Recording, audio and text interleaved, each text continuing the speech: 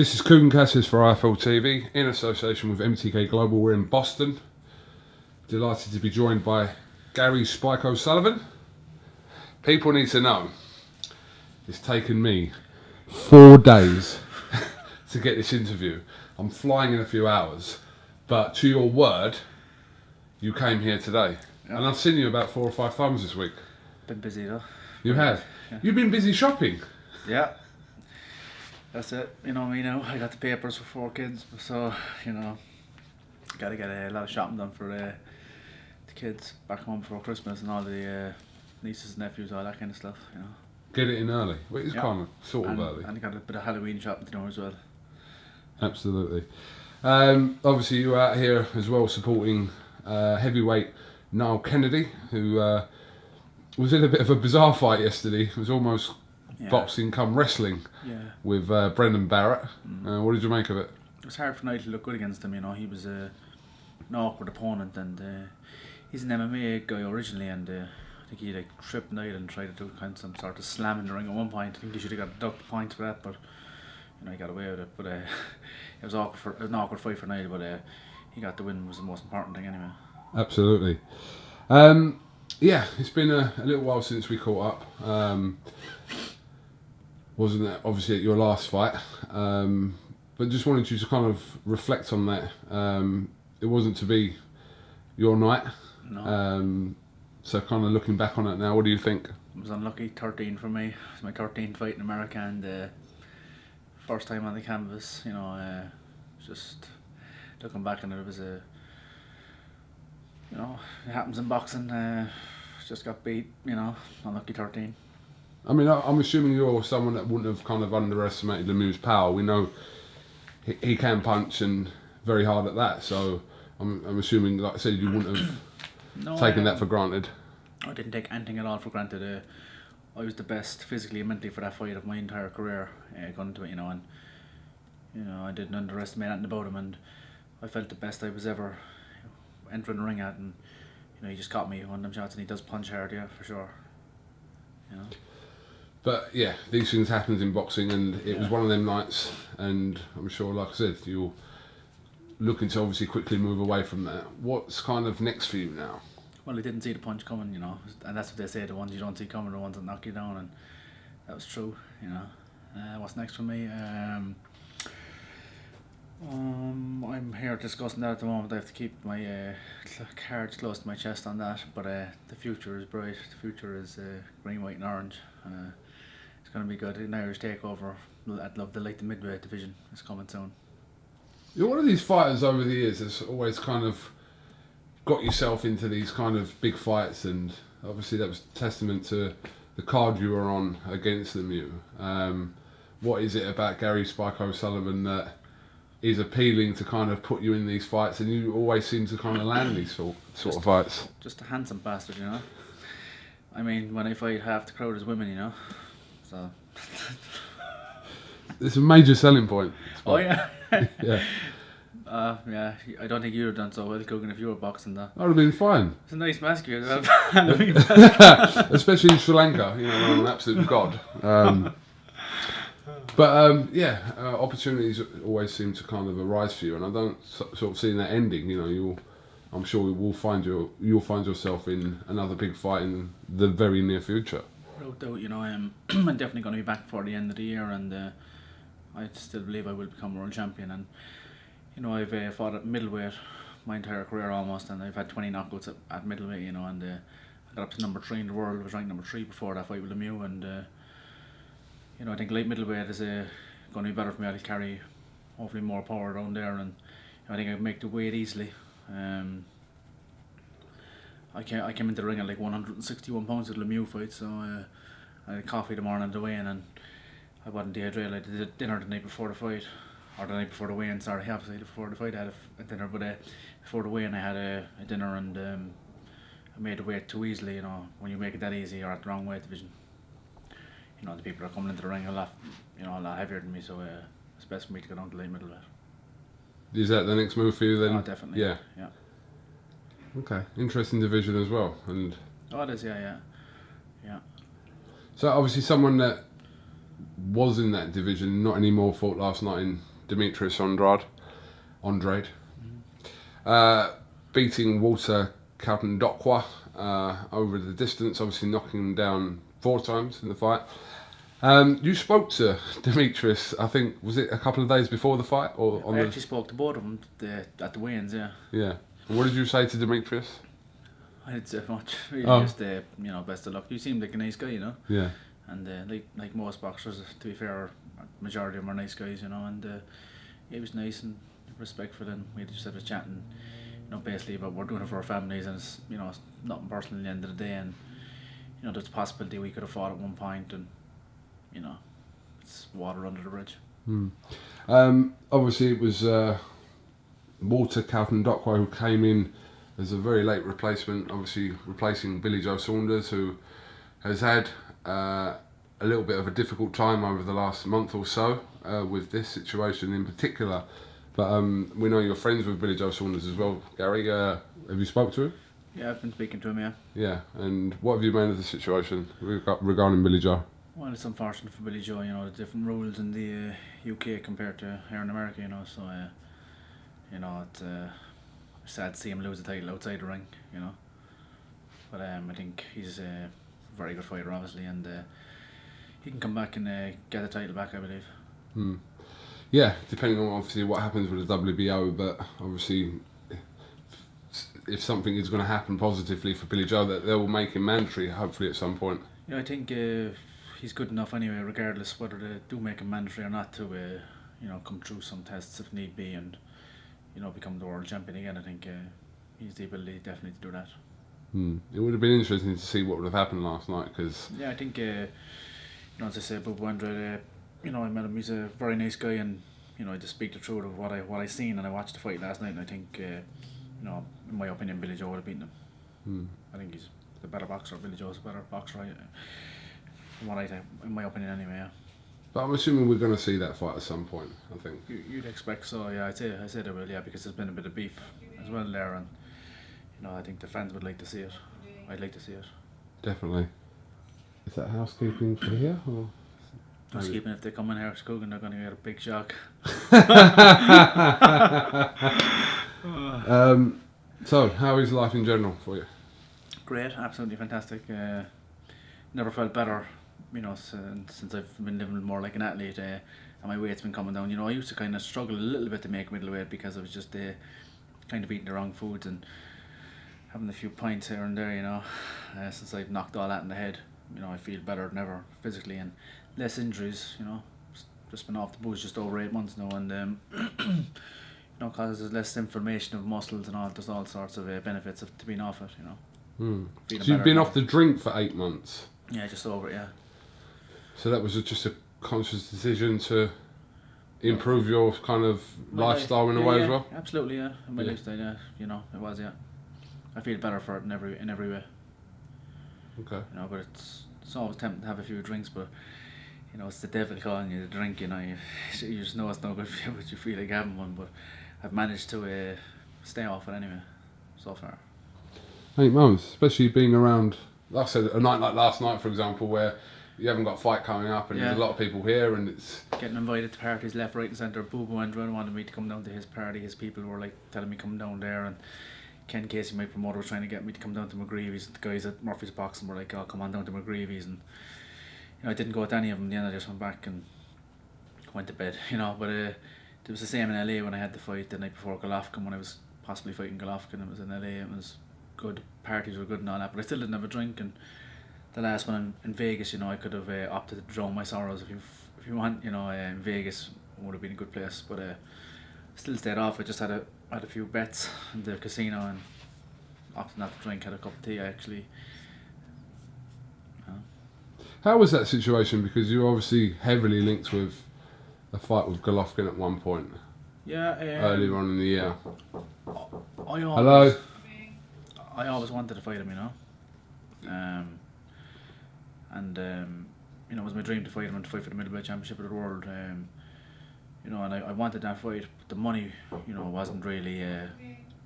Could you come back, please? Oh, I'm sorry. Thank you. Carry on. Sorry. She said, "Please come again." Yeah, go on, mate. Yeah, I would love him to fight him, you know, and I really would have. But you know, the Golden Boy have been really good to me, and they offered me a contract. You know, that far outweighed the Golovkin fight. You know, financially, you know, and that's what's very important to me for my family, to provide for my family, and you know, so they offered me a very good route, and I was going to get a Golovkin at the end of it anyway. Had I beaten Lemieux, what it would have turned out that I would have got Canelo, because Canelo beat Golovkin obviously, but I would have got the winner of them. But it wasn't to be. Lemieux beat me, and didn't get the opportunity in the end. But you know, I don't regret that decision. I still made more money, far more money than I would have made if I'd fought Golovkin, and I'm in a position to you know, buy a nice mortgage-free house and stuff like that for my family. So you know, I don't regret it, you know, and I'm very confident that I will get that world title anyway in the end. So you know, I'm not too upset about it. It seems like you've kind of had a long career so far already, Spike. So what is kind of the main motivation for you now? Is it to kind of earn as much money as you can, or is it to try and get yourself that world title that you obviously seek, or combination of both? Combination of both, yeah. You know, I really want to get that world title so much. You know, I've been dreaming of it since I was a kid. You know, and along with that comes money, though. You know, so more so the world title. I believe I can get more money outside of boxing than maybe in boxing. You know, so I want the world championship out of boxing. I'm gonna go into acting maybe after my boxing career finishes, and I'm gonna make good money at that. You know, so. What would be your ideal role? Jeez. Maybe I'd like to play John L. Sullivan. You know, there hasn't been any movie about him, and obviously I've got the mustache. I've got the name as well, Sullivan. You know, so that'd be one where it would appeal to me. Yeah. Okay. I've actually been talking to people about that in Hollywood, so you know, that's a possibility. Or just Spike the film?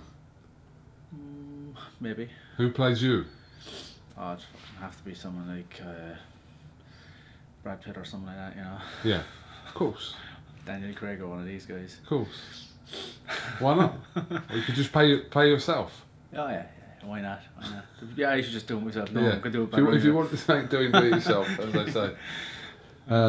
So, I'm assuming you're not going to fight this year. So oh yeah, jeez, I am. You are? Yeah, I'm definitely going to fight this year, maybe even twice. I've been after that fight with Lemieux, you know. I was kind of frustrated basically by what happened when I was in the fight. Like, I felt like I was in control of the fight and that it was going to plan, and he just caught me with a shot. I was getting really, really relaxed in there, and it felt almost like a walk in the park. I felt like I was in complete and utter control of the fight, and he just caught me with a haymaker, you know. You know, I don't want to seem like a sore loser or anything like that, but it was a lucky shot. You know, he wasn't even looking. His eyes were closed. He was looking in the other direction. He just threw out a Hail Mary. Someone described it to me as a Hail Mary. Well, he's not the first one to throw one of them shots. You know, that's true too, and that's boxing, you know. And, you know, I'm sure he's been practicing throwing them big bombs for years, so to his credit, you know, he's practiced all those shots, you know, so you gotta give him credit for that too. But, yeah. Was it like a real hatred between you two? Because things really seem to get bitter in that build-up between you and David. Yeah, I think he's an absolute asshole, you know, and that's true. I don't like him one bit. You know, I'm not being bitter about losing. I've been defeated by Billy Joe Saunders, who I get on very well with, and I'm very good friends with, and you know, but Lemieux's an asshole. Yeah, I think he's an asshole. You know, and maybe down the road before I retire, I wouldn't mind fighting him again. I think if we fought 99 more times, it wouldn't happen again. You know, I think it was a lucky punch. I thought I was going to destroy him. While I was in there for the time it lasted, I felt like it was quite easy. You know.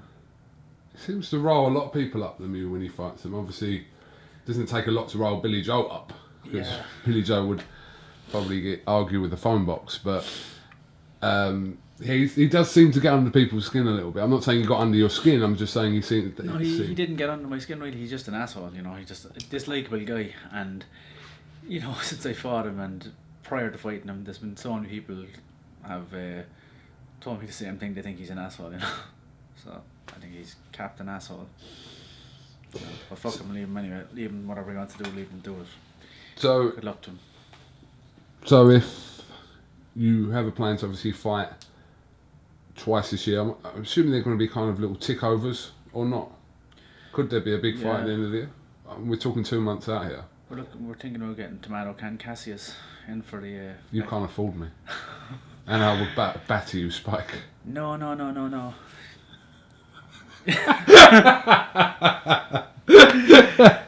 We'll stick with the first comment. You can't afford me. Yeah. No, what kind of fights are we looking at then? If you're looking to have 2, I'm looking to fight here maybe November, like a warm-up fight against someone like you. Then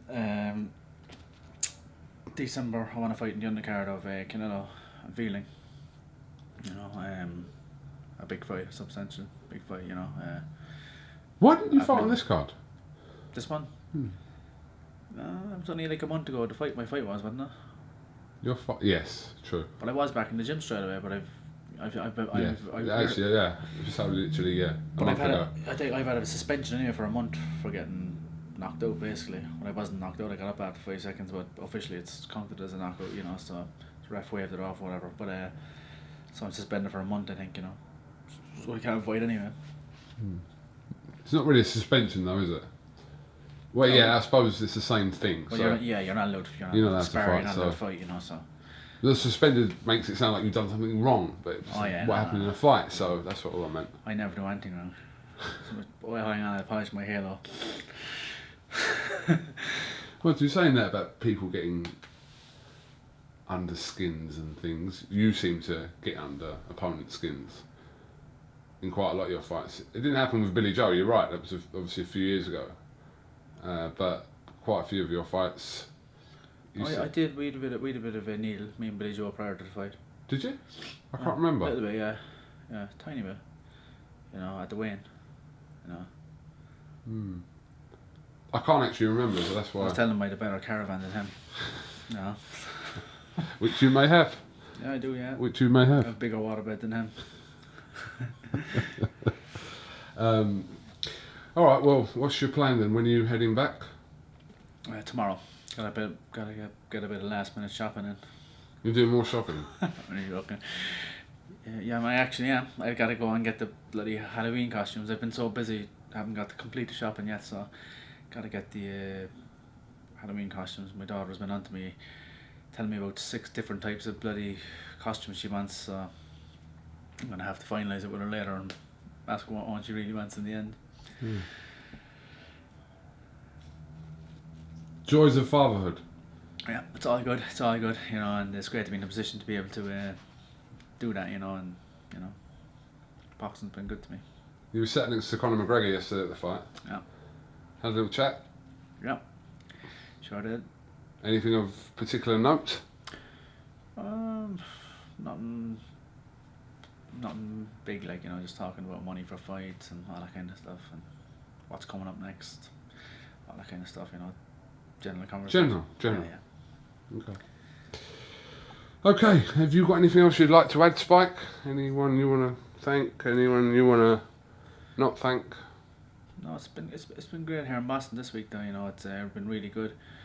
You know, seeing all the UK fighters coming over here as well was nice. You know, through the zone, very good. It was a great show actually, and you know, it was just great hanging around with some very good people, and met Jack Catterall downstairs there as well.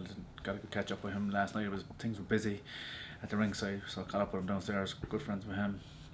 You know, Jamie Moore, Carl Frampton, they're all about. It's Tommy Kyle. You know, it's been really good. I gotta avoid his pants trick though. Yeah. Because he's proven in the past he's willing to absolutely take on bigger men than himself, so I gotta watch out. Just wear a pair of jeans and you're alright with a belt. Yeah. And you're good. Maybe I'll get him. Maybe. Yes. Do you know what? No one's thought of that. Why don't you just do it to Tommy Cole? I'm your man. Let's do it. If you can do that, make it happen. Lights, camera, action. If we get him in the lobby straight away, let's head there. Gary Spike O'Sullivan, thank you very much for talking to IFL TV, and I'm sure we'll catch up with you if you wound up on one of them cards in New York, possibly. Yeah, I will. Very confident. Good. Always. Definitely. I'll be back soon. We'll definitely catch up then. Yeah. Thank you very much for your time.